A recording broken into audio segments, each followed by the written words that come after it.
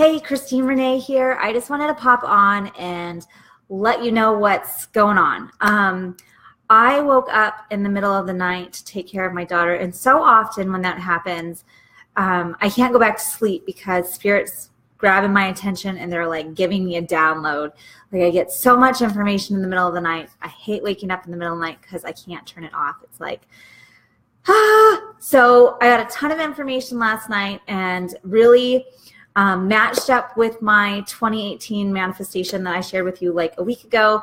Like everything is flowing and I have to share it. And part of it is being inspired by the conversations that we're having here in the Reiki Cafe and some of the comments that are going on my videos. And I love that. Keep them coming. This is a discussion that needs to be had. What the Reiki development is, why there's different levels, all this stuff needs to be talked about. There are so many different Reiki groups available and out there that are not talking about the issues that are going on in the Reiki community. And this is a big one. There's no like solidarity of us. And so I wanted to bring it back. I wanted to bring it back to where our roots are. I mean, like, what did Usui do? What did Hayashi do? What did Takata do? And really kind of see how it developed and why. Why did it develop the way it did? Okay, so I literally was going to do this live video at like 1 a.m, but I held myself back and I like collected my thoughts this morning. My son was on the mountain with his first ski lesson and there was no Wi-Fi. Like it was very sporadic. Like you can tell I'm like, I'm trying to get on, but I can't. So I want to bring it back. Let's bring it back. So I wanted to share the example that with Takata, so there was Usui, then there was, he developed a Reiki society. He had 26 Reiki masters, right? Hayashi broke away from that society. He trained Takata. Takata brought it to the West. Okay, that is our very root trunk of the Reiki tree, how it came to the West for the most part. You know, there are some other variations, but that's how most of the Reiki practitioners in the West was through Takata. Okay, and I know I'm pronouncing her name wrong, but I can't. I just don't hear it in Japanese very often, so I apologize in advance if I'm butchering her name.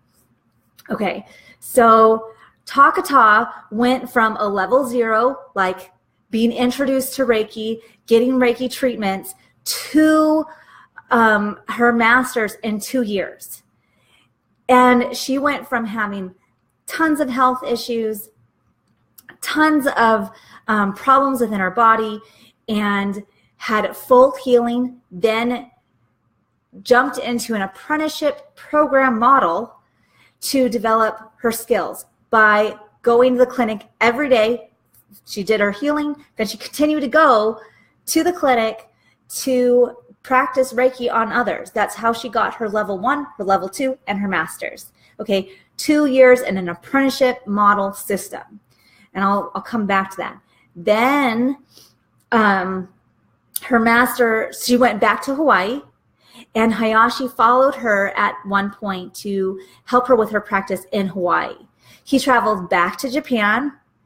He was considered a spy by the Japanese government, and Hayashi decided to commit a honorable suicide for dishonoring his country by traveling to the U.S. Okay, so there goes Hayashi. Okay, and so and how Takata taught Reiki, she insisted that any of our level 1s, if they wanted to go to level 2, they needed to have a daily practice. And she wouldn't allow it. She knew if you weren't practicing, and she wouldn't let you take the level 2 if you didn't have a daily practice of Reiki on yourself. That self-healing was so key. And she also didn't just approve everyone for the masters. You had to apply to become a master. So you had to basically say and reason out in words why you were ready for the Reiki masters. She didn't break it down into 2 parts. She didn't say, well, you can just have the symbols and not learn the rest. No, it's a master's level class. The masters from Japanese comes from the word Shimpaiden. Shimpaiden means mystery teaching. You have to be open and ready for the level of Shimpaiden, taking on the master teaching, living the Reiki lifestyle.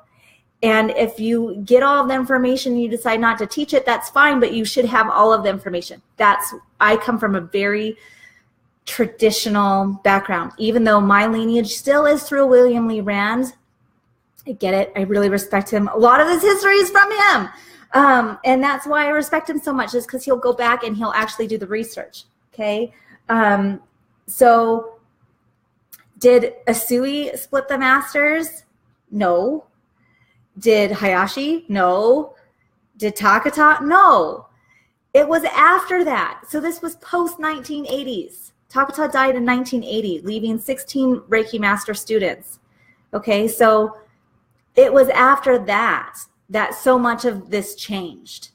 The temperament of Reiki changed. Okay, so, and what I want to talk about is apprenticeship model. This is what Reiki was designed around, and then in the US, it has been a practice that has died out. I was in one of the few career paths that still accepted apprenticeship models. I was a midwifery apprentice for 5 years of my life. So what it means to be an apprentice is you pay your supervisor, you pay your teacher to do all the grunt work, to shadow them, to do all of the office work, do the births. You're there at before the labor, during the labor, at the birth, their postpartum, and there to clean up. You do it all. That's an apprenticeship model, is that you shadow your supervisor until you master all of the skills they have to teach you. Okay, and so Hayashi and Takata, they were in a culture that supported the master teaching the student in this way, that you come to the clinic, you watch what I do, you do what I do, and then you offer it to others without me, under my supervision, and then you graduate. Okay, that's kind of how an apprenticeship model works. Okay, so I really understand what it means to be an apprentice. I understand what it takes to be an apprentice, and what is not happening in our Reiki communities today is that this is a missing piece. It's the relationship piece with your Reiki master. And so, my story, I've told you guys my story, how I took my Reiki master's class. It was a 3-hour class. And then the next day it was like a 2-hour demo trade thing. And then she was gone, and that was it. And there was no relationship, no phone number, no email. And that's not okay. It's not okay. And so I have people in this group who want to always go back and check with their Reiki master. I'm like, good. That's what they're for. You should, if you have a relationship like that with your Reiki master, that is excellent. And for everyone else who are in online courses and doing what they can to get the information, get the knowledge, I want to be able to support you in your journey and your path, to make sure that you have someone you can come to and ask questions. And that's one of the reasons why I developed the Reiki Cafe, not only for my students, for all of the other students in the US and around the world that are missing this piece. Okay, so what happened is that the apprenticeship model went away. And what happened is this competition was created between masters. And then